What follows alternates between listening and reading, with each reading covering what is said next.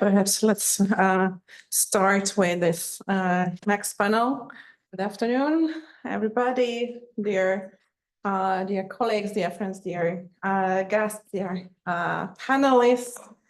Welcome to our panel on national perspectives on international law and potentials for convergence. My name is Dr. Ágnes Kasper, and I'm the head of the law branch, the NATO Cooperative Cyber Defense Center of Excellence.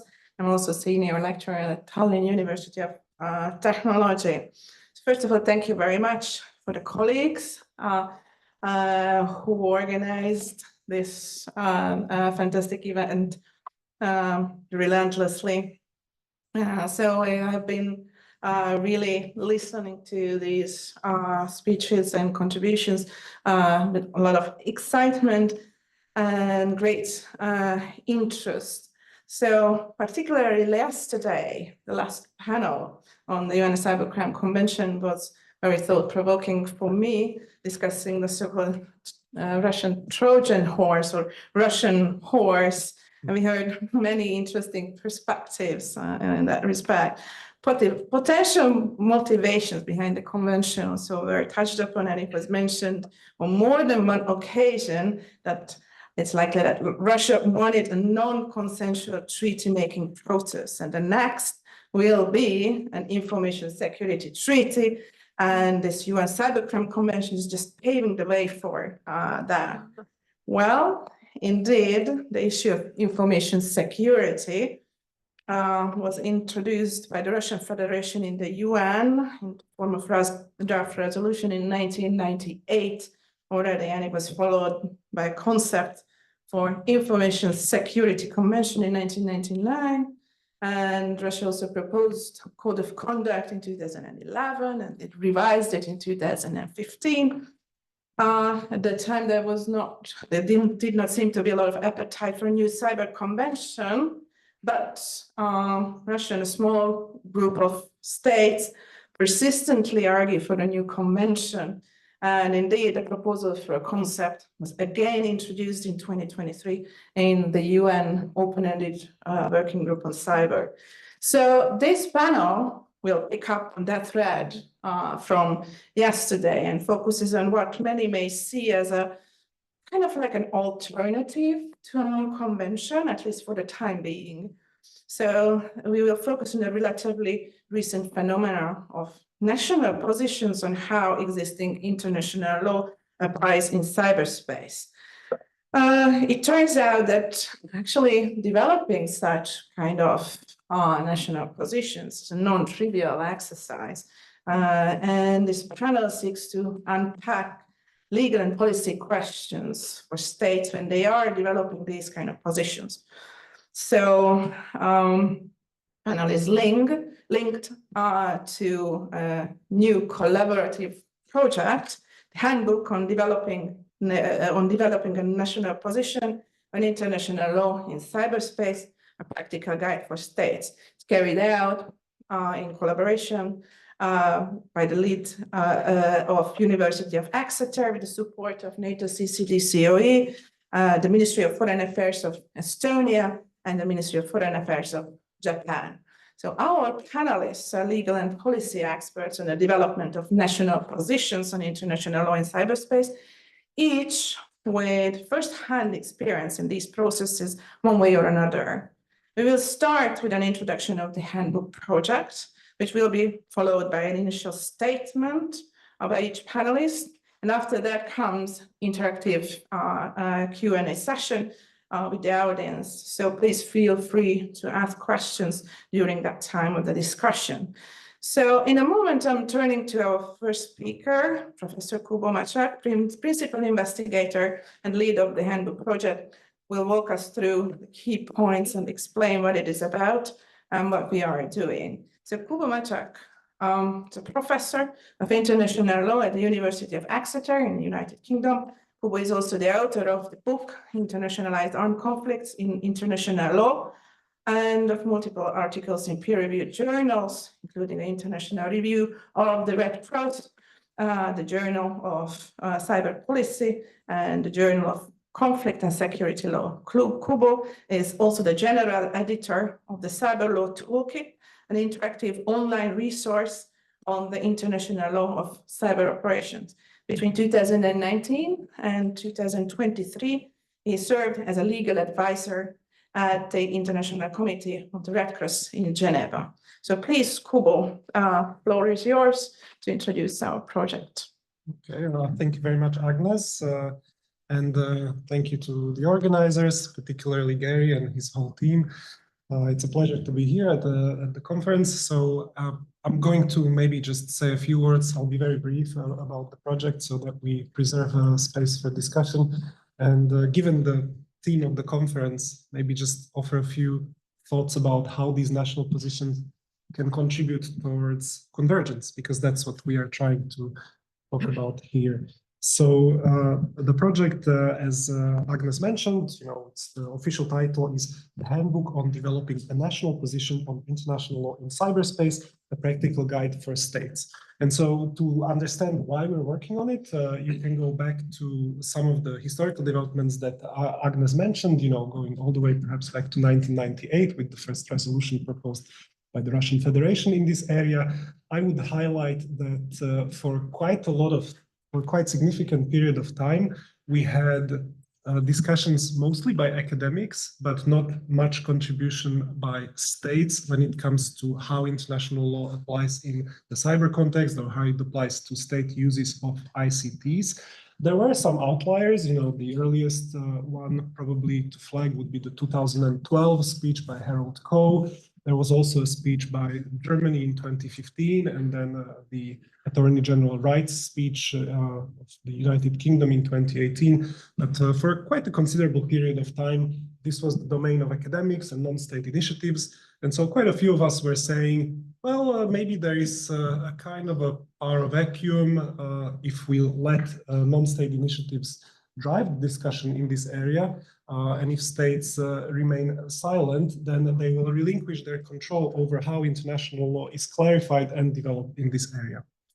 But that's not the case today, right? So if you look around, and Jack and others were kind enough to mention the Cyber Law Toolkit project, in which we are collating all of the national positions that have been issued so far. So there are more than 30 national positions and one common position of the African Union, so of a regional organization.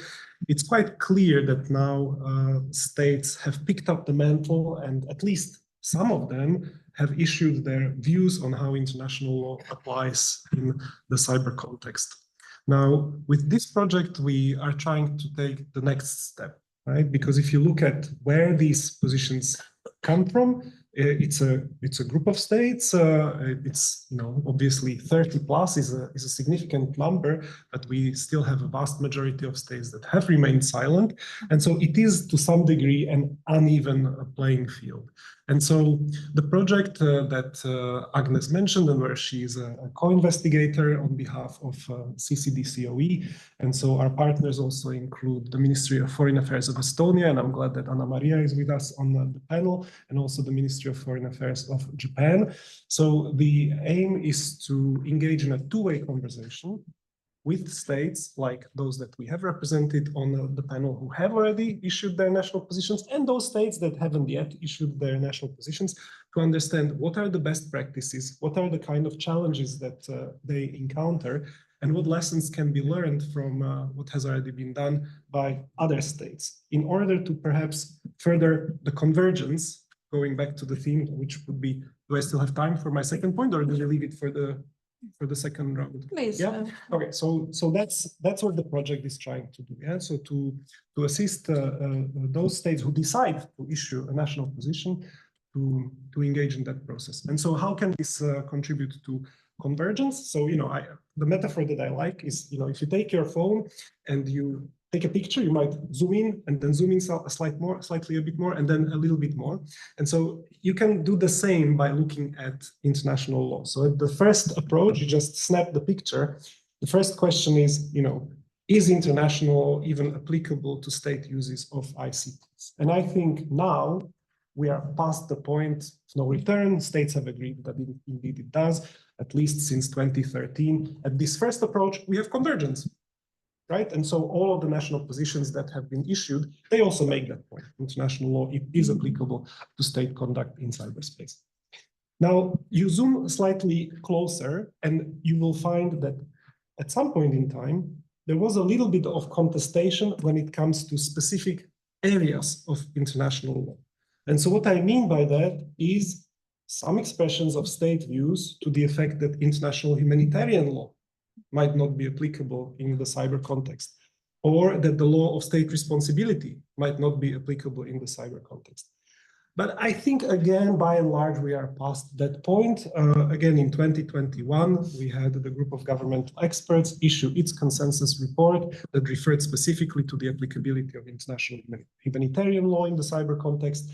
And even those proclamations about the law of state responsibility have somehow fallen by the wayside. So there, we don't have much of this contestation of whether specific areas of international law are applicable. So then you zoom a little bit more, and you get to the question of whether specific rules exist that regulate cyber activities. And so for that, the previous panel has done all my work for me. So, you know, like one of these debates is, does the rule, the obligation to respect the sovereignty of other states exist in the cyber context? And we discussed it. I would just put it to you, because we're looking for these convergences, that the majority of states is taking the view that indeed it does. And I refer to Jack, who of course has provided us a slightly more nuanced approach, but I think we are at least observing a trajectory of convergence on that. Now, if you zoom once more, so that's the fourth step, and there are 5 in total. So if you zoom once more, then you see, even if we agree that there are rules that apply, we might have a discussion about the elements of those rules. Yeah, and so here the example, again, we can borrow from the previous panel on the rule of the prohibition of intervention. There is quite a good degree of convergence that we look at interference with the domain réservé, and we look at the element of coercion. How exactly those are implemented is then the 5th step of the final zoom, which is how specifically do we apply the rules that we have. And here I would just use a different example because we haven't spoken too much about international humanitarian law, even though Gary put future conflict in the name of the conference. So let's take the notion of attack. And you know, here the question, how specifically do we apply the rule on attack? So Article 49 of the first additional protocol has been subject to some discussion. We know that we have states that take the view that disabling systems, so loss of functionality would amount to attack. We have those who take the view that only physical damage would amount to an attack. But I would put it to you that even here we see a degree of convergence, and that is that all of the states who in their positions have taken a view on what the notion of attack means in the cyber context have taken an effects-based approach to the notion of attack. So they don't look at whether states, at the question of means that states use, but at the effects that result from a cyber operation, and whether those are equivalent to violent effects. In other words, whether they lead to at least damage, destruction, injury, or death. And so on that, we see some convergence happening. And the vehicle towards that convergence are once again the national positions that have been issued so far. So all of this can be discussed further, and I know we will do that. So I'm going to stop here and pass it back to Ágnes. Okay, thank you very much, Kubo. Yes, definitely there is no more power vacuum, as you said, and there is a lot of state activity in this area. And when you look at those state positions, yeah, you see like very, very similar points sometimes, but you do see also the differences. And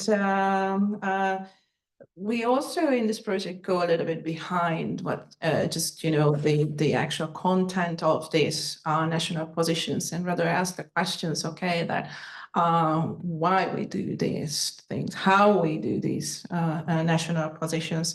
So, so my first question on that will be addressed to Dr. Anna Maria Osula, who is a cyber and economic counselor at the Estonian Ministry of Foreign Affairs. She's working at the Estonian Embassy here in Washington, D.C., and worked before in Tallinn at the Ministry of Foreign Affairs in the Department of Digital and Cyber Diplomacy. She has been also instrumental part of the team in the development of Estonia's national position and she has been representing Estonia in the UN Cyber Open-Ended Working Group, and she also participated in previous group of governmental experts meetings. So as also a diplomat, I would be wondering that, okay, how do you see in your experience, what is the legal and political importance of issuing national common positions? Why we do this? Why we would want to have such positions? Thank you very much, Ágnes. Thank you very much for the organizers of this excellent conference, and what an honor to be in a panel with such distinguished experts. Thank you, Ágnes, for the opening question. Perhaps before I go into the view of a nation state on why these positions are relevant in a policy and legal context, I would perhaps reflect a bit on what Kubo was saying. Having worked in academia and research before, and now working for the policy kind of perspective of a nation state, I can see somewhat differences in describing the state of affairs. So perhaps indeed, when we talk about the applicability of international law, and I would agree with Kubo's observation that we can see more and more convergence that international law applies, and then focusing on the technicalities on how it applies. But when we look at what is happening in global discussion fora such as the UN, the Open-Ended Working Group, then I would describe the situation as increasing polarization. Indeed, correctly mentioned by my distinguished colleagues that in 2013, states did reach the landmark agreement that international law applies in cyberspace. However, if you listen to the negotiations held in the UN, and mind you, these statements are delivered by diplomats, not by lawyers, then there are countries who do not very clearly say that the whole of international law applies. The kind of problematic areas here would be IHL, and countries are repeatedly saying this in a way so that if you would deliver them counter arguments, they wouldn't change their position. So it is a political, strategic choice to choose a certain observation, a certain interpretation of these matters. And we see this polarization also in other areas in the Open-Ended Working Group, not on international law. There are other topics as well involved. And what I see is that instead of actually moving towards convergence, which I would argue that is fairly difficult on a global level, we see more and more the formations of partnerships or groups of states that share certain opinions and certain values. There are many nation states that are very actively discussing these topics. Rob from Canada has been one of the the leading figures in getting together like-minded states, but there are also other groups of states that are kind of coming together with the aim to actually identify this convergence. So even if we can't have it globally, we start with smaller groups. Mm. So some of these initiatives include, there's a group of states, Australia, Estonia, Uruguay, El Salvador, Colombia, who are trying to put together proposals for convergence language.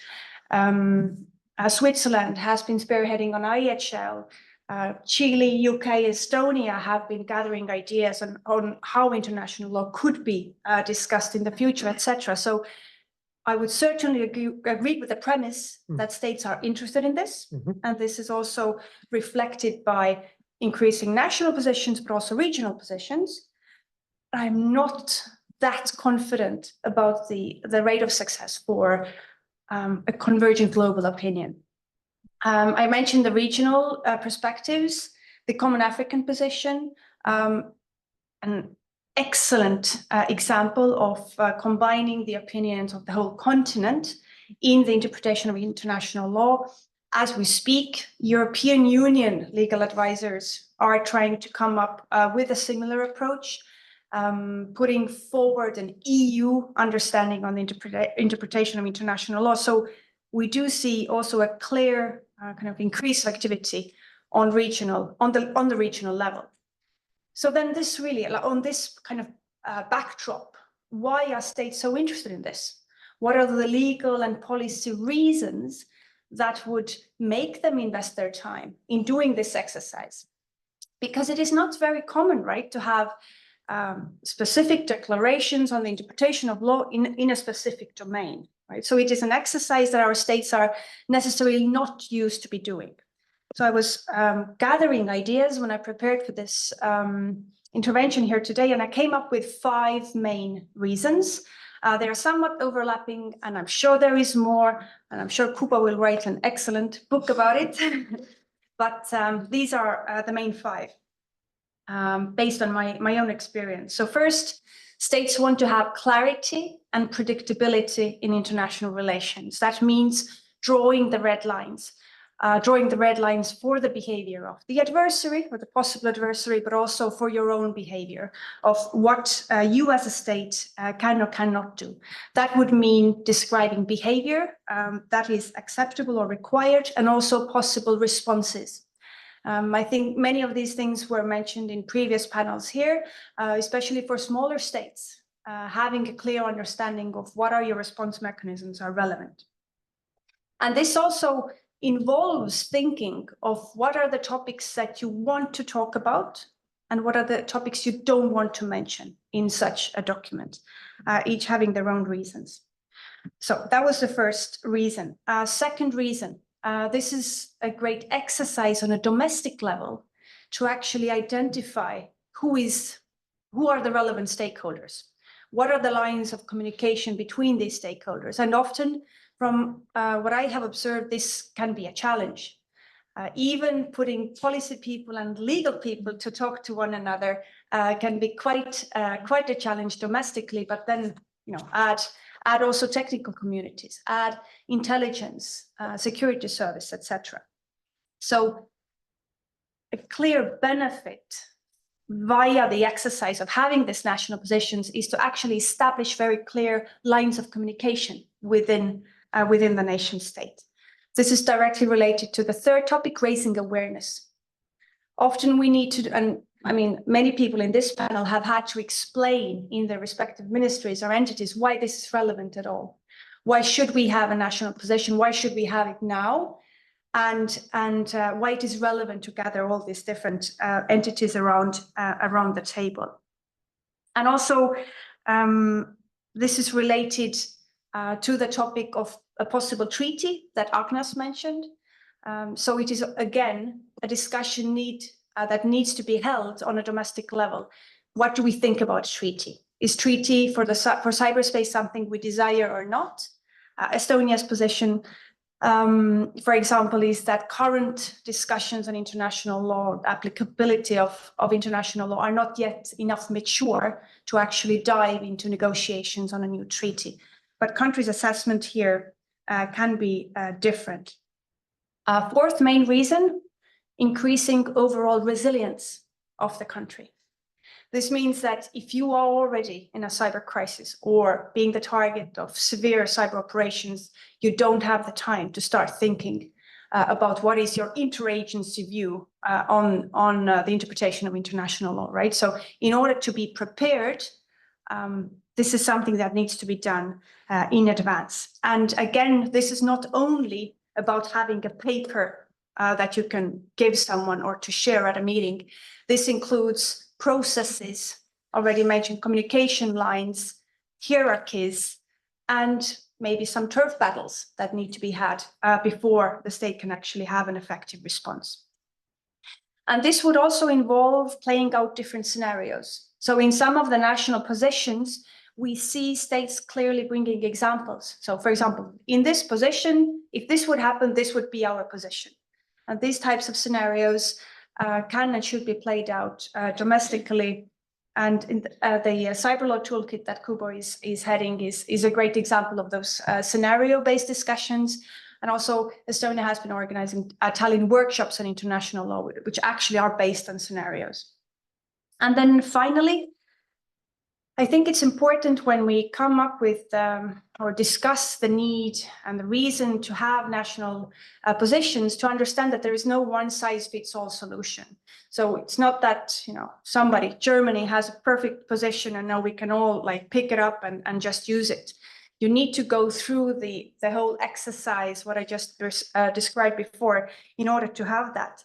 And this also entails, and this is my final point, that the reason for why states should be kind of encouraged to have this position is that it also entails then the review process. So it is not that you adopt a position and then you're done. No, you constantly have to review this. Estonia, for example, published their first national position in 2019 as a speech delivered by our president at the SICON conference. In 2021, this position was significantly improved. And currently, legal advisors in Tallinn are thinking of, again, to having a third iteration of this position. So I think it's important, therefore, to understand that having a position is not once activity, but actually a process that needs to be kind of continued and sustainable. So to end my remarks, I just wanted to add that, as I said before, I don't think there's a one-size-fits-all position. States are different. States need time to go through these discussions. I don't believe states should be rushed. I think a lot of what is necessary is capacity building. Often we talk about capacity building as in referring to technical capacity building. In this case, it is clearly legal, policy, strategic capacity building. And definitely this is not something that only should be targeted at certain states. I would argue that all of our states are in a constant need of capacity building on many issues, including international law, in order to be able to take part in these discussions. Thanks. Thank you very much, Anna Maria. Thank you very much for pointing, actually, listing the points also that makes it very easy for us to follow all that. Your impression is that we need clarity and predictability, then domestic level benefits should not be discarded. Actually, it should be emphasized. And there is raising awareness and explaining to your own stakeholders why we need that. That's an exercise in itself. And then, of course, no one size fits all solutions there. And review process and capacity building was mentioned by you. And in the beginning of your intervention, you also pointed out that what you see in some areas here is more of a polarization rather than convergence. So that leads me to my second question, and to ask Catalina Vera Toro, the alternate representative at Permanent Mission of Chile to the Organization of American States. And she also worked for the Office of Secretary General of Foreign Policy and as a diplomat task officer in Canada. And prior to her diplomacy career, she served as Undersecretary of Telecommunications, responsible for the development, design, and management of Chile's national digital infrastructure plan, dealing with telecommunications, digital economy, and digital regulations. So with that background and your experience in diplomacy, how do you see these discussions on national positions and cyberspace and the application of international law? What is the impact of national positions on international law? Do you see convergence, or do you see more of consensus? What is your view on that? Well, thank you, and hello to everybody. I'm going to take the time because I usually wander off. I'm also very proudly Women in Cyber Fellow. So that means that I get to cover the open-ended working group along with Anna Maria, and also the ad hoc committee that came to be the Convention on Cybercrimes. Those were very interesting discussions and a great experience within itself. I'm also an engineer, so bear that in mind when proposed the task, I went into doing a grid of strengths and weaknesses, pros and cons in regards of consensus or convergence, and also going into, you know, what is international law development and so on. So, of course, the impact of national positions and its applicability to cybersecurity, international law, it's very profound. International law is state-led in that sense, and we all have diverse approaches, just as Anna Maria mentioned, and it's cybersecurity. I see it as ever expanding because technology is ever expanding. So it's a challenge when you have the view from a state. You know, you try to promote regulation, put it out there, but then you have to continue revision it, and you have private sector and others, actors and interests that you need to take into account. But regarding the specific impacts, of course, we should take into account what are the sources of international law, and I had to look that up again just to make an orientation for myself. But of course, we have customary international law, national positions, when shared or adopted by a critical mass of states, of course, can influence the formation of new customary law. Obviously, treaties, the positions of national positions when negotiating, signing, but also the ratification process. I'm thinking about the Convention on Cybercrime. You know, we did adopt it by consensus, but then we have the signing and ratification process, and that could also evolve from what we agreed by consensus. And also legal interpretations, because courts usually refer to state positions and actions to interpret what is international legal principles. When it comes to those national positions on cybersecurity, of course, they may differ widely. I do agree with what Kubo said, that there is like common convergence on the applicability of international law in cybersecurity, especially like the UN Charter and some key elements. But when we get in the nitty-gritty of what exactly we mean by that, it can be very tricky, and we can see several differences arise. So we have to take into account distinct priorities, legal, historical, cultural traditions, geopolitical concerns. For instance, from my experience, and I'm like backing from the Chilean position, just stating democracies might focus on the protection of individual privacy, regulation of cybercrime. Some regimes may emphasize the state control on cyberspace and prioritize cyber sovereignty of external influences. Developing countries may focus more on capacity building and infrastructure rather than complex legal frameworks. Other challenges that have been prevailing within those discussions, what we understand by sovereignty in cyberspace. Some countries see it as a more traditional approach and that it should be applied as international law currently sees it. Others are more hesitant because they see it as a way that it might limit their cyber operations used for defense or intelligence. In regards of attribution, obviously cybersecurity is very tricky, how we actually attribute an attack from maybe not a state, other types of players, and also IHL. That is actually a very tricky subject. During the last annual progress report of the open-ended working group, it was left out because we didn't find consensus within the countries. You know, we said, well, we agree on some elements of international law, but maybe IHL, we will not have it because we won't have consensus. And there are very important players in the room, states that are very strong position on that regard, unfortunately, because it's one of the key elements for Chile, for instance. When it comes to convergence, well, of course, it's a gradual alignment, and we have some great examples like the GDE or the open-ended working group, the Italian manual, of course. They influence and are like provide certain examples to see how we can maybe approach, see similarities or differences from developing countries, for instance. Of course, within the advantages of convergence, it provides greater flexibility.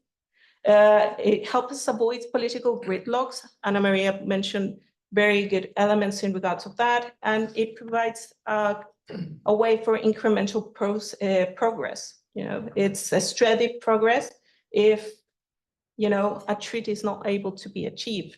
The disadvantages, the lack of binding force. Of course, it's not legally binding, and it's inconsistent of application because it will depend on the like-mindedness of countries and how they converge, who they are, and who is left out.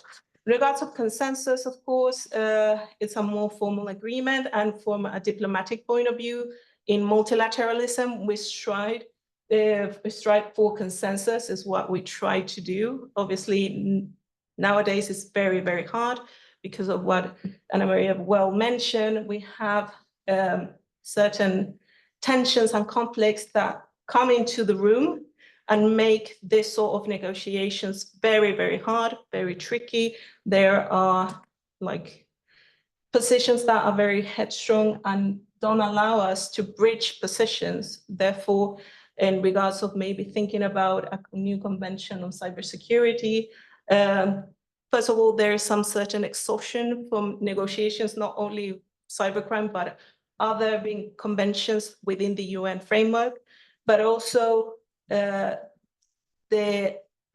huge amount of scope of cybersecurity makes it almost unimaginable to discuss. I mean, if we had such a hard time to come up to a consensus on cybercrime that had a very specific scope, how are we going to be able to maybe envision a scope for cybersecurity? So in the end, which is more likely? Probably convergence, of course. It's more flexible, it's more adaptable, taking into account one of the key points that Anna Maria mentioned. It's important the adaptability of the continued revision and ambition of the national positions. And also, I think it's a more viable path forward nowadays. Of course, in the end, all of this needs, in order to be successful, needs to navigate issues of sovereignty, attribution, geopolitical competition, but also fostering trust. And unfortunately, we, as a diplomat, I said this, being in that room, trust is probably one of the key elements that might be missing in the room in order to advance on these key issues. And of course, also from a developing country, we understand very clearly that we are not the key players here, but we are greatly affected by cyber attacks, ransomware threats. Therefore, for us to have a proper discussion, a very honest discussion, is something that we do want to evolve properly in the future. And for that, as of now, we're finding convergence. We're a Budapest country, but also doing work within the frameworks that we have currently in the UN or regionally. That, as of now, is the open-ended working group and other instances in order to continue to develop with like-minded countries. I'll leave it as that. Thank you. Thank you very much, Catalina.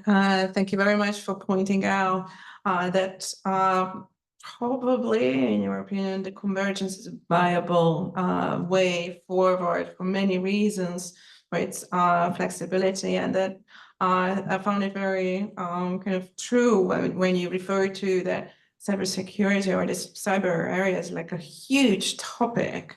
So exhaustive discussion or exhaustive convention is something that it's a very, very difficult task. And anyway, you would need the trust of the people in the room to have frank discussion about that.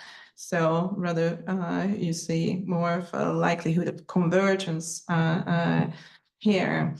So let me turn to our next speaker. The next question we have also here called Grainger. legal counsel, the legal division, Department of Foreign Affairs of Ireland. And Carl is coming from the position of having been working on a national position. So he advises in a range of matters involving public international law, EU law, and Irish law, regularly represents Ireland in international forums, including at the EU and UN level. So, and he's responsible for Ireland's contribution to the international law-related work of the UN Cyber Open-Ended Working Group and led the development of Ireland's national position paper on the application of international law in cyberspace that was just published last year. So it's a very fresh position and it's a very fresh experience from Ireland. So I'm wondering that, okay, I mean, the Irish decided, okay, going to have this national position. How did you do that? So what is the methodology? What are the procedural aspects involved in the preparation? So how do you come up with the idea, how to organize the relevant discussions, who to consult, what kind of information to collect, how to deal with the different competing perspectives? So how do you go about this process? Please. Well, thank you. Thank you, Ágnes, and I'm very pleased to have been invited to contribute to this this panel discussion. And I also very much welcome the initiative to produce a handbook on developing a national position. This is a really great initiative, something that I'm sure would have been very helpful to us over the past couple of years. Also to note that earlier this year in May, UNIDIR published a compendium of good practices on developing a national position paper. This is a very useful publication. It's not overly long, but it does provide some very good outline, practical guidance on methodology. And I was pleasantly surprised to see that we did, in fact, inadvertently follow many of what the compendium identifies as good practices. So as Ágnes pointed out, we published our national position paper last year in July. That obviously predated the compendium. So how do you put together a national position paper? What is the methodology? There's no one correct way to do it. And as previous speakers have pointed out, every country is a little bit different. But I can tell you how we did it. And Ireland is perhaps a useful case study because we did come to this exercise with a relatively low knowledge base and relatively low level of experience in the area. We had been following the Cyber OEWG discussions on international law, and we've been contributing to those discussions at a certain level, though perhaps not as much or in as much detail as we could have been. And then in 2021, Ireland was the victim of a major ransomware attack on our national health system. And this had very significant operational impacts on our health services. It was also in the middle of the COVID-19 pandemic. There was huge financial impacts in terms of remedying the issues.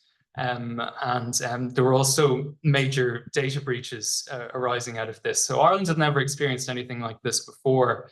And across our system, it certainly brought cyber issues to the forefront of our minds. And it was indeed around about this time that we were encouraged by our policy colleagues to prepare a national position. And within the Cyber OEWG, there had been calls for as many states as possible to develop these positions. I think it is noticeable, actually, if you look through the list of countries that have developed positions, you have a lot of, larger, powerful cyber countries that you'd expect to develop national positions.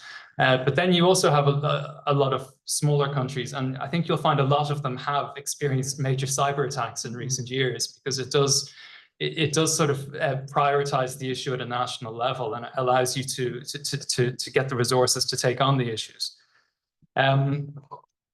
So the process that we followed, I suppose as a first step, we began having informal conversations with legal advisors from other ministries of foreign affairs, just to get a sense of how they went about the exercise. These are countries that had already developed national position papers.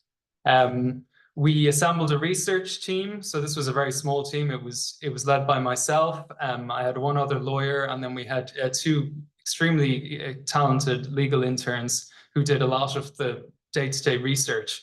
And so what we set out to do was, in the first instance, develop a long research paper. We took it topic by topic. So we'd meet approximately once a month to look at the research that had been done, to try and steer it in a different direction, identify areas for further research. And what this paper would do would examine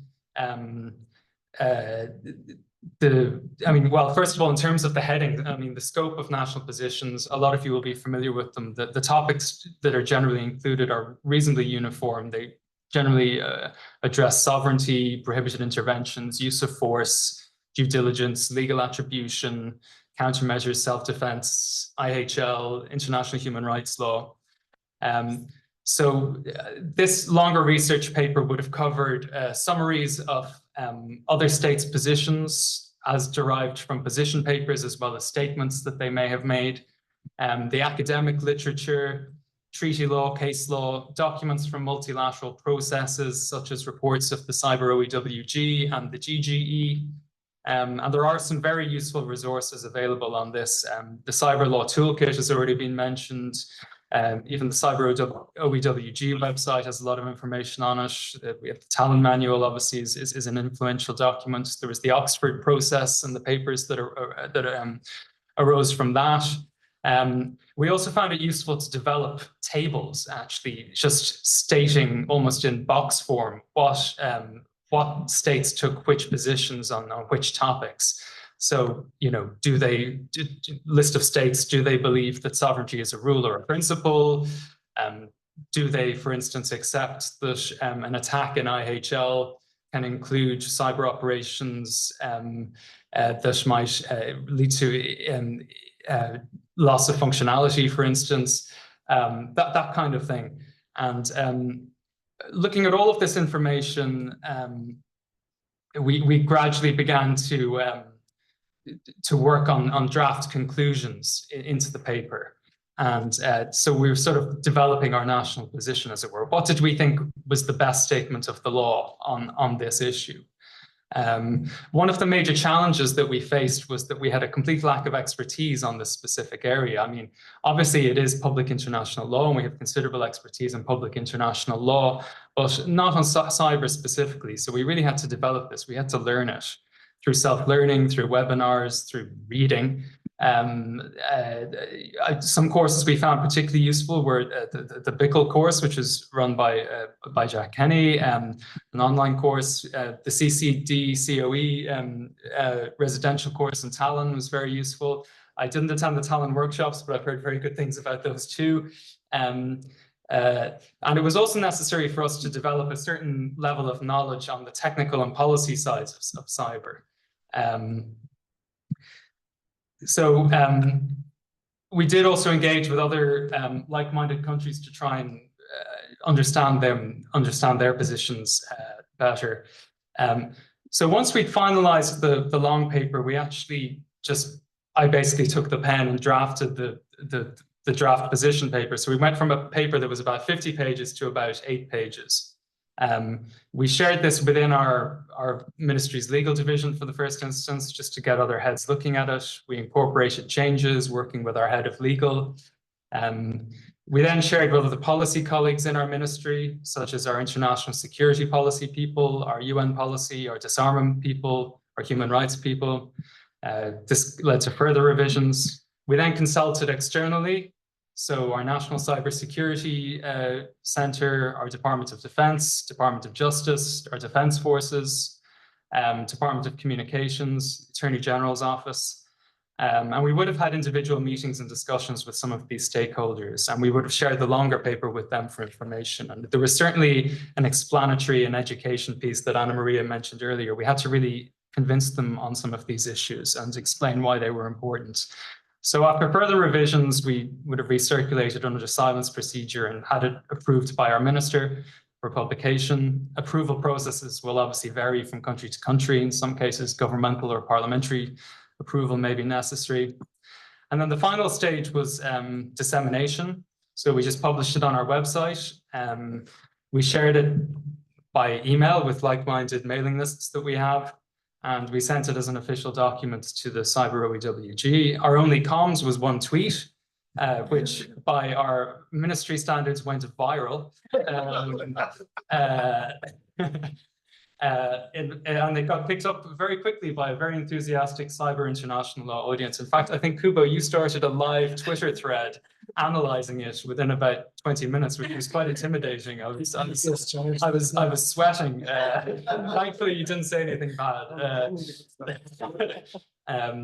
Mike Schmidt also did a blog on EJIL, which led to some further interest. But in terms of total length of process, it probably took about 2 years. Now, we weren't treating it as a super high priority, and we had other things going on, like a global pandemic, a term on the UN Security Council, various other things. But that's, I think, maybe a realistic time frame for a lot of countries. Reflection on what we might have done differently. I think maybe we could have brought in more external expertise, paid for some consultants to come in and learn from them. But overall, we were reasonably happy with the outcome and the feedback that we got for it. We do very much hope to do a second iteration at some point and elaborate on certain issues. As Anna Maria said earlier, a position paper should not be written in stone. It should be a dynamic document, and this should be an iterative process. Thank you very much, Carl.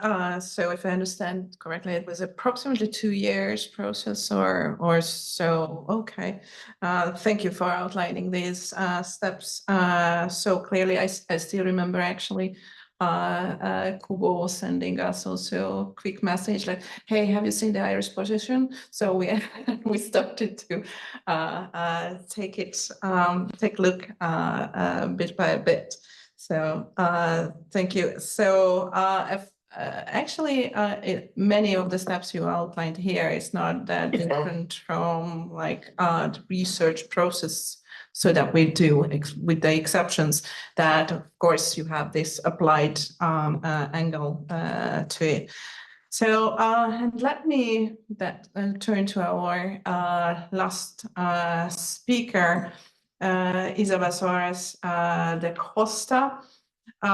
She is the head of Humanitarian Affairs and Migration Division of the Brazilian Ministry of Foreign Affairs, previously at the Office of the Legal Advisor and alternate permanent representative of Brazil to the International Maritime Organization. So it's very good to have her here also, as Brazil has been the first one in the Latin American region to issue a comprehensive national position. And she told me that she is involved in the review of that position. So I'm very interested in hearing her experience, how this process is happening. And that especially that Brazil was setting an example in this region. I presume you have to tailor Brazil's approach to the regional specifics and introduce new innovations that may not be in other positions. So what do you think, what's your experience, that what are the key legal and policy dilemmas facing states when developing such position? How was it, or how is it for Brazil? And do you see perhaps a difference somehow, what might be more or less pressing for larger states and smaller states? Is there a difference, the divergence, is there convergence in that area? Please, Isabel. Good afternoon. Thank you, Ágnes, for the invitation. Thank you, my fellow panelists who already spoke much what I was going to say. Congratulations, Kubo, for the project and it brought us together, and also for the Cyber Law Toolkit, which I must say we use it very often. I'm a diplomat following international humanitarian law and humanitarian affairs at the UN. I've attended OEWG meetings and did drafts for Brazil, but I'll be speaking in my personal capacity, so the views are not necessarily those of the Ministry of Foreign Affairs. I think the main dilemma all states face, regardless of size, is of a political and strategic choice. I think there was Gary that mentioned how Ireland did a table and worked from an induction perspective. I think that's very valuable. Brazil didn't do that. We did the opposite. We actually went through these principles and reading of the multilateral order. But you asked about dilemmas, and I must say dilemmas lead to polarization, and it is my feeling that the UEWG discussions are very polarized, like Ana Maria said, and it's also been said that the small states or smaller states have a role to play there. The Global South has a role to play in bridging this gap. Brazil, India, and South Africa made a first joint statement at OEWG in 2022. I think I was there, yeah. And this is an example of how different geometries might work in the negotiations. Brazil is very sought after to bridge different views. And that makes us, that puts us in a very hard position because we need to analyze our national interest as well. But in most cases, this consensus building, this multilateral approach is very consistent with the Brazilian national interest. But we do, like all states, big and small, suffer from a problem or a dilemma regarding resource allocation. The problems in the world are so very comprehensive. We have climate change. We have not achieving the UN development goals. So many different constraints in international relations, especially for smaller states that have fewer resources. Why should they prioritize these discussions, the use of ICTs in international relations? What we have today is the reality, is not a criticism, is that very few states are taking the lead, and very few states are de facto having a monopoly on how to interpret international law. And what should be a multilateral negotiation, it's not. So we do have very important reference materials, the Tallinn manual. It's impossible to have a discussion about these issues. We're not referring the Tallinn manual, but it's not an off-the-shelf international law interpretation. And many people think it is because of the lack of action from states. That is not necessarily a problem, but it helps to frame the issue in a way that in most cases are not very convergent with the interest of smaller states. The reality is that there's no power vacuum in international law, and it's natural that these institutions fill this gap, but also puts smaller states in a difficult position, because when they are ready to react, it may be too late. It may be that we have gathered enough mass of state practice, and the ICJ is not necessarily good of giving a very great research in all regions of the world regarding state practice. So the main risk is to have a world order that is not conducive to their interest. I also like to point out a false dilemma, which is that discussing how international law applies means there's no talk of a new rules, no talk of a new convention. And in our view, there's not a binary choice. You can do both. And in fact, I think we'd be better served if we did both. There is a challenge in interpreting classical concepts of international law, such as sovereignty and the use of force, like it was said here before, espionage, for instance, which Brazil has a very specific position on this. The point is state practice and opinion juris are still evolving. They're not settled. And we need to know if there is a silent majority out there. Some states that do not have a different view, but has not had the opportunity to speak up. If we focus on the use of force and self-defense, for instance, we've been seeing very expensive interpretation of what is allowed in international law. And that poses a risk to the international order, to the proliferation of conflicts, and to the dire humanitarian situation we have in the world. There are 300 million people today affected by humanitarian crisis. And the interpretations, they are more perhaps publicized of the international law and the right of self-defense allows for a much broader leeway in what states can do regarding international armed conflict. The same with international humanitarian law. What is considered a lawful target is being interpreted in a way that is not in line, in my view, with the purposes of the international humanitarian law, which is to protect civilians in that case.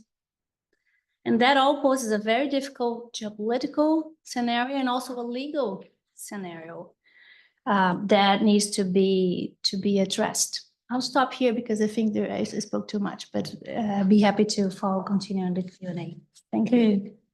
Thank you very much, Isabel. There are very interesting points that you raised. For example, that very few states have taken the lead, and then it's interestingly what you would expect as a multilateral discussion is not necessarily such. And the false dilemma, that you raised here, that convention and national positions is not necessarily mutually exclusive. Although what I see that there is this perception very often expressed, and it's taken that these are alternatives, which are not necessarily are. So maybe here, I mean, so many questions already could be asked. As I said that in the beginning, that first we have the speakers deliver their initial contributions. That would open the floor to the audience for questions. So let's do just that. So if you have questions, please raise your hand. And then please introduce yourself, and then panelists will take the questions. Please, lady here. Thank you. So, Professor Irene Cousigo from the University of Aberdeen. So I would like to know if states' positions can be seen as an opinio juris. Thank you. Thank you very much. So the question was whether national positions and state opinions can be seen as an opinio juris. So let's see. Let me see. I would like to take that question. Kubo. Okay. Of course, Kubo. I mean, I can respond from an academic perspective, and I would be very curious what the legal advisors and state representatives would say when you're thinking about your positions, whether that's something that you do. So from an academic perspective, sometimes states say that indeed what they are doing is expressing their opinio juris. You see that in the national positions of Norway and Poland. To my knowledge, only these two have said that. And most often you actually see states saying, what we are doing is an interpretive exercise. We are taking the law as it exists, and so we are interpreting the existing international law. And so if you interpret the law as it exists, to my mind, that implies that you are not contributing to the formation of international law. And so an expression of opinio juris is one element in the formation of customary international law. Of course, needs to be still coupled by state practice. So I think there is no consensus among states on that, but by and large, I would say that most states that have issued these positions issue them as interpretive statements on the law that exists. But there are nuances, and because there was this mention of the false dilemma, we also have some states that have issued their national positions, like Russia or like Pakistan, who specifically in their national positions also make a point. Yes, we are interpreting some of the existing rules, but there is also a need for a binding instrument. So the two can be combined, and it has been combined. So I don't think there is a sort of one-size-fits-all answer to your question, but there are different approaches that we have seen so far. I would like to follow up exactly. Do we have other contributions? Maria, please. Thank you for the question. I think it's a very fair one, and lots of this has been discussed. I think the issue was raised regarding the African Union common position of international law in cyberspace as well, on how to perceive this common position of 55 states. In the Estonian case, the text of the interpretation does not directly say that it is opinio juris. It is considered to be an interpretation of international law, but rather in the sense of still expressing what Estonia believes to be acceptable behavior or not. So I was recently in a discussion with a state who specifically said that that an opinion, the national position is simply a policy document and doesn't bring along any legal consequences. And the argument there was that it's fine that you can publish it, but so what, right? So what are the consequences if you yourself would not abide by it? The Estonian approach is that this is the national position that Estonia follows also in action, not only on paper. Thank you very much. That's a very interesting opinion. Actually, if you look at the International Law Commission's work, was already looked at what could be, the evidence of such opinion juris, and then I think it includes also the unilateral statements as well. So interesting. Other panelists, have you considered this question? Well, perhaps I could say that it is hard to not draft such a document without considering the risk that it might be interpreted as opinion juris. So I think that's in the back of the heads of everybody who's doing that. And it's also worth noting that there is in the OEWG a very stark divide between norms of conduct and rules of international law. And perhaps that reflects a little bit the maturity of the discussions, but also this issue of what is an opinion juris or not, because if a statement can be evidence of state practice and opinion juris, a policy paper might not, but it depends, right? It depends. Unfortunately for lawyers, that's always the case. For diplomats, even more. Thank you. Carl, how did it go with your position? We didn't put an explicit statement in our position papers on that question, as Kubo said. I think only one or two have, but it was very much in our minds.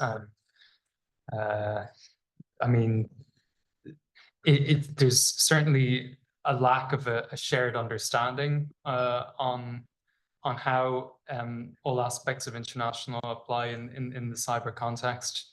So I suppose we'd see our position paper mainly as being interpretive, but it would be disingenuous to say that, all of these issues are 100% lex lata. They're just not. So, I suppose you are helping to shape interpretations and potentially to shape the development of customary norms. So I suppose there is an opinion juris element to it. There's also, I think as elements of position papers can also be seen as an elaboration of state practice, because they also do sometimes elaborate they give illustrative examples of how they act or how they would approach things. And there's also an element of treaty interpretation as well. And if I know that on a couple of occasions in our paper, we actually referred to the Vienna Convention rules on treaty interpretation and how we felt there had to be a sort of purposive teleological interpretation of certain aspects on certain provisions in the cyber context.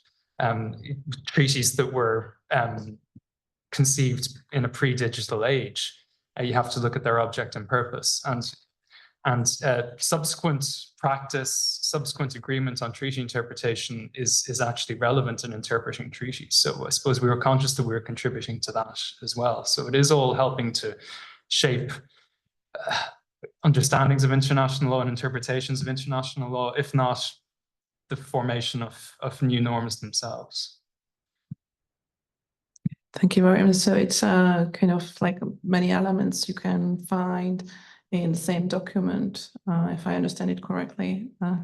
Okay, Catalina, would you like to contribute to the question? Well, I Thank you. address it from my diplomatic point of view, as not being a lawyer, but I do agree with most of the points my colleague made, in the sense that when a state comes up with a national position, it does have that in back of the minds, because it's a very serious exercise, and as Anna Maria mentioned, it needs to be put in practice as well, you know, and set up. We are like, from a Chile point of view, we're very prone to human rights approach, you know, international humanitarian rights. We incorporate all those elements in, and we put them in practice. That is also in our cybersecurity national position, for instance. And I liked what Isabel mentioned in regards of the open-ended working group and how we have this silo kind of approach for norms, new norms, existing norms, and international law. And that is also part of the tensions that we have within the room, because if you hear the statement made by many states, including us, we say new norms or whatever, let's address the current norms that are voluntary and not legally binding. And when we go into international law, then we apply all these other principles that we have been discussing. So within the UN, like discussion of the open-ended working group multilaterally, at least it has been like split in that sense. I just wanted to add that to the discussion. Thank you very much. Next question, please, gentleman here in first. So just noting on opinion juris, I would say the issue is Kubo's definition, in the sense that I don't believe that opinion juris has to go beyond existing law. I actually think that when you articulate what are your existing legal obligations, then you are squarely within the realm of opinion juris, and actually going beyond there you do have actually, you know, famous Kelsen paradox about whether you can be legally obliged to comply with something that is not yet law. So I would perhaps suggest that all of the approaches that were suggested, whether it's interpreting a global treaty such as the EU Charter, or whether it's fleshing out customary obligations that exist, could be, of course, depending on the language that is actually used, but could be within the realm of opinion juris. My question to the diplomats in the room is that I do find it a bit unclear that on the one hand there is this the project is of articulating norms and laws is designed to augment clarity, to render it more clear. And I think you said that this smaller countries have this interest. But on the other hand, there is this idea that we are not going to spell out which category are we invoking? Is it norms, or is it laws? And is it opinion juris, or is it not opinion juris? So it sounds like there is an attempt to eat the cake and have it too. So to basically clarify the legal situation, but to keep it sufficiently unclear and ambiguous. And I'm wondering, can you maybe share with us what do you sense this tension yourselves? And maybe you can explain to us who are outside the negotiating room, how do you go about handling this tension? Do you get a mandate to clarify or a mandate to obfuscate? Thank you very much. I can start. Excellent question. I believe that states' positions in this regard are formed by strategic objectives, right? So definitely you can see the situation where from one point we talk about the need to clarify international law, go more into detail, and so on. And at the same time, states themselves, the same states that preach for more clarity, tend to be cautious in actually expressing these. I believe it was one of the panels before here today. I think maybe Lisa even brought it up of states not mentioning, for example, when they're doing a public attribution or indictment, not referring to specific violations of international law, right? This question has been on the table almost for as long as I remember, right? So in that sense, there is nothing new about it. If at all, I would argue that there still is a very slow development towards being more clear. And this is, I would argue, done by the national positions and all the national statements in venues like the Open-Ended Working Group, but it is very subtle. It is very, very slow. And besides the strategic element, I think the reason for this is capacity building of nations' capacities and resources in actually driving themselves the discussion further. Because what is the value if only, and I think Isabel mentioned it, if you have a little group of nations striving the discussion forward, in a way forming a bubble, but not really being able to bring along the other countries. So in this multilateral setting, I see this should be actually the focus now, the capacity building and awareness raising on a more broader level, if we want to talk about actual clarity in international law. If I could,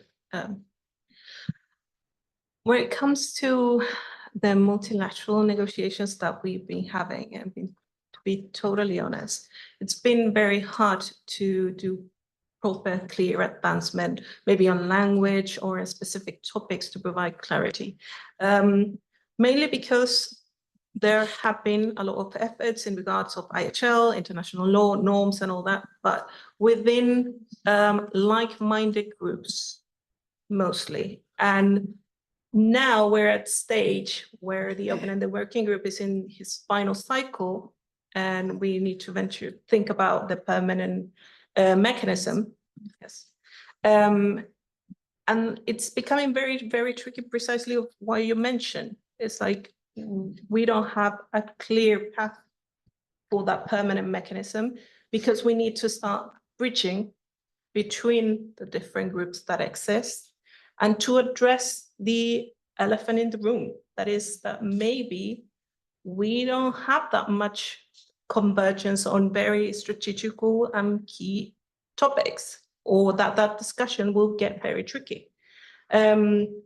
And we have so many elements that are also being discussed beyond international law and norms. We have capacity building, we have confidence building measures, we have, well, the mechanism in itself, stakeholder engagement, even if we are going to venture into a convention in the end.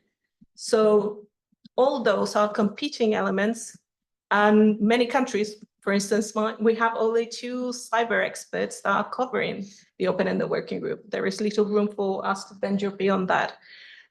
Also, it has a very strategic element to it.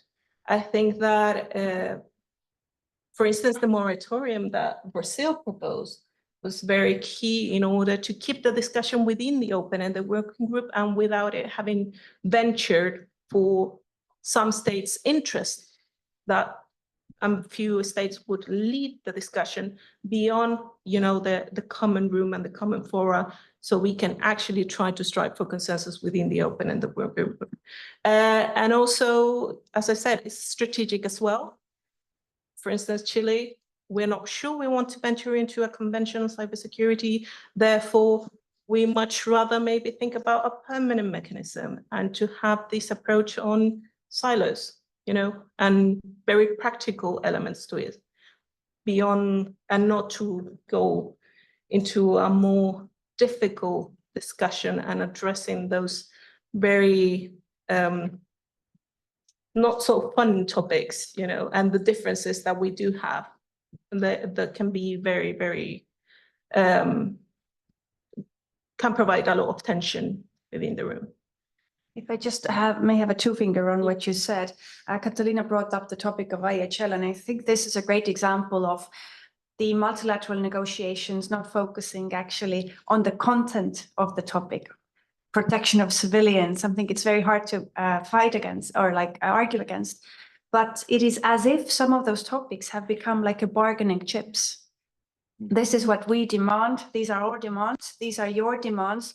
If you give in on something, we give in on something, right? So strategically, it is not useful for some of those countries, even if they would believe in the protection of civilians, for example, right? This is just my personal opinion.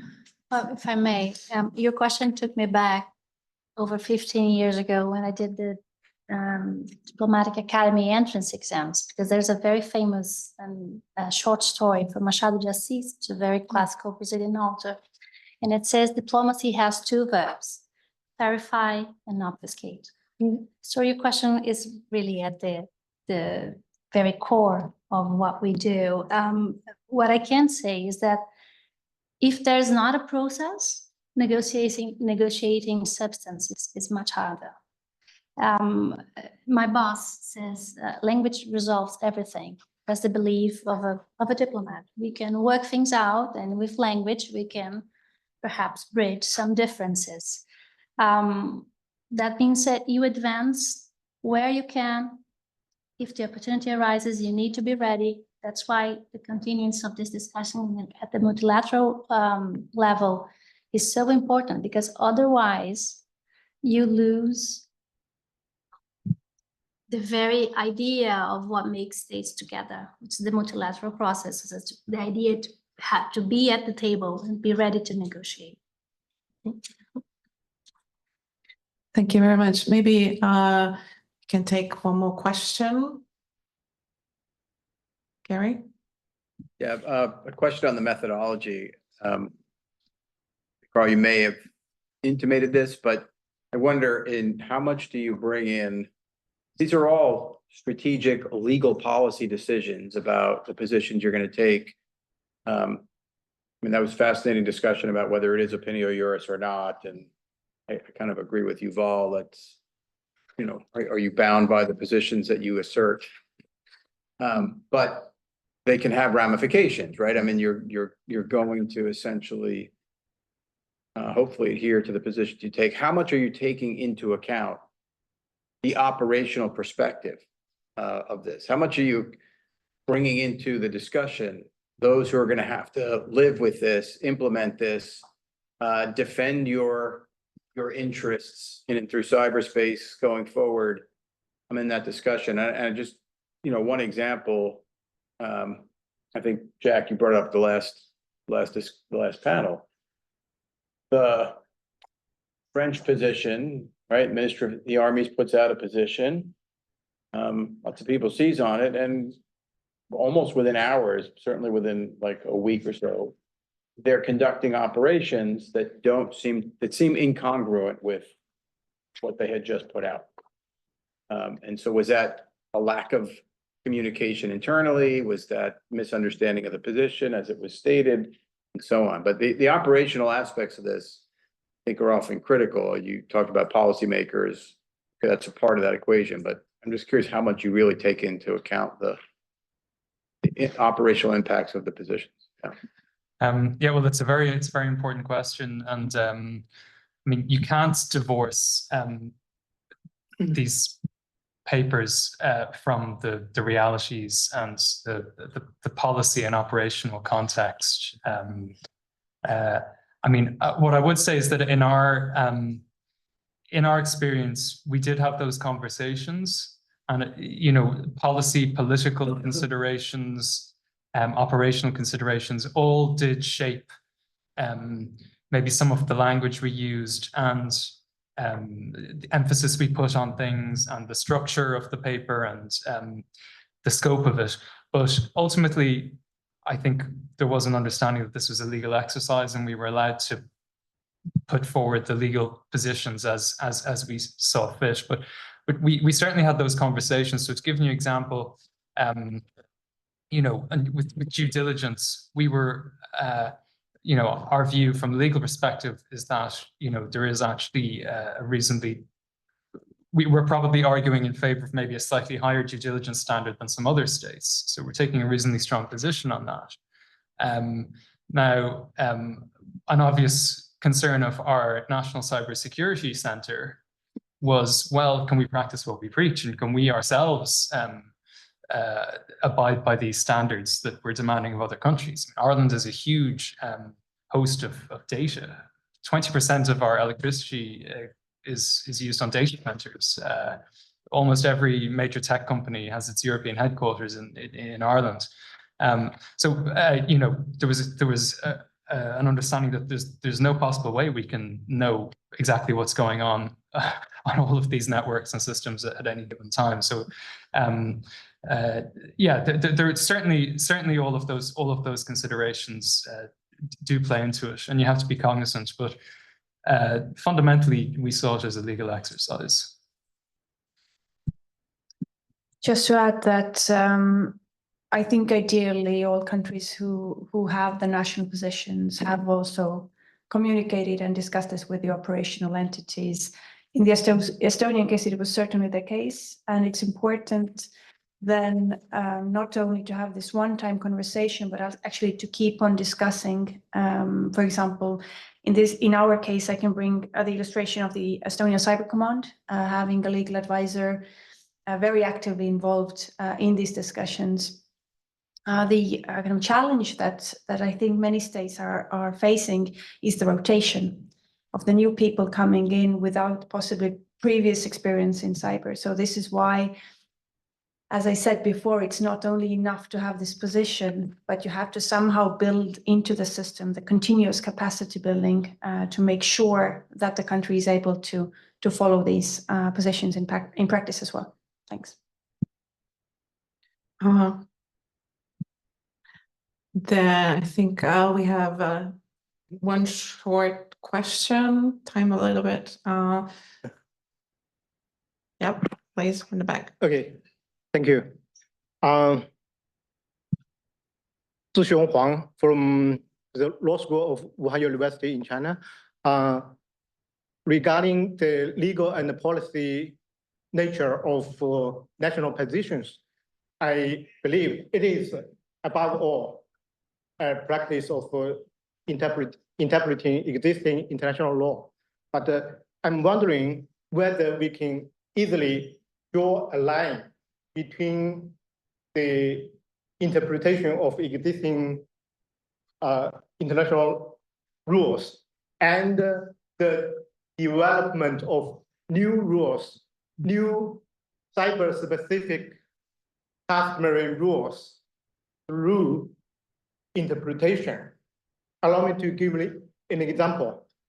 The principle of non-intervention, as we can easily recall, the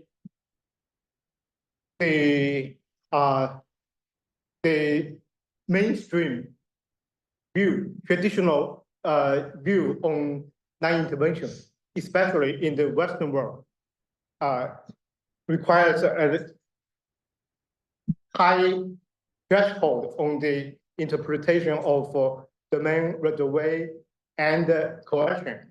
However, in the cyber context, you know, now the dominant view is it should be interpreted quite broadly, and there is even also the argument that the requirement of coercion should no longer be required in the cyberspace.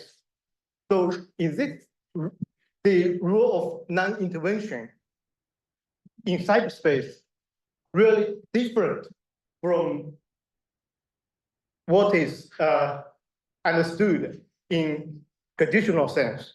Is there a new rule for cyberspace in terms of non-intervention?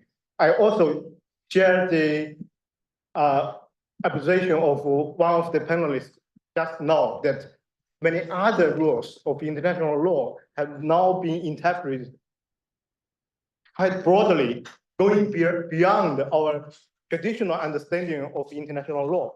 So whether we are really having new rules through interpretation, and if this is the case, is this a good thing, or is this a bad thing, or even dangerous? When we, on the one hand, we argue that in cyberspace, we don't need new treaty, new rule, but if we look carefully, we are somehow having new rules intentionally or unintentionally. Is this helpful? My puzzle. Thank you. Thank you very much for the question. I would, Kubo, would you be so kind to actually reflect on that before we wrap up this panel? So that's a very difficult question. And I think, you know, in the minus 5 minutes that we have until we have to finish, it's impossible to answer it. But I would just say that to my mind, there is no, you know, methodologically, there are no new approaches that we would have to identify new emerging rules in the cybersphere than other rules of international law. And so you're right that it can be hard sometimes to draw the line between when we are interpreting the law as it exists and when the law is being developed anew. But I would underline that so far we have 30 plus of these statements, so we are nowhere near the widespread, practice that we would need for the emergence of new rules of custom. So certainly, even if we were talking about the emergence of new rules, we still need a little bit more, and maybe that helps us tie it very well with the project as well, because we talked quite a lot about the reasons why states would want to develop these national positions. There are also good reasons why some states have decided not to do so far, like maintaining operational flexibility, like maintaining constructive ambiguity. But sometimes what we hear from states is that there is actually a lack of resources, lack of capacity, lack of time, lack of expertise. And so if we believe that, international law belongs to all, then everyone should be able to participate in these discussions. And perhaps, as you say, Zhong, in the emergence of new rules over time. And so this is kind of the gap that we are trying to plug with the project, to address the fact that the playing field is not entirely even. And so by engaging in these discussions, like the roundtable like the series of roundtables with states that we are organizing, one of them with Latin American and Caribbean states later this week, to understand what the needs are and what the good practices like those that have been shared are, in order for everyone to be able to participate in this debate. Thank you. Thank you very much. And with that, I think we can wrap up this panel. What I heard today, only this panel, is already gives me a clear idea that yes, we actually do need these kind of inquiries and talk about the substance of what's in the national position. But it's very important to talk about how we do this, talk about the national positions and how they come to being, what are their rationale, what are the reasons behind them, and how we do this. I hear not many discussions about these kind of issues. So with that, I would like to thank you for all the panelists for these great contributions. I learned a lot already from these, and from here, please.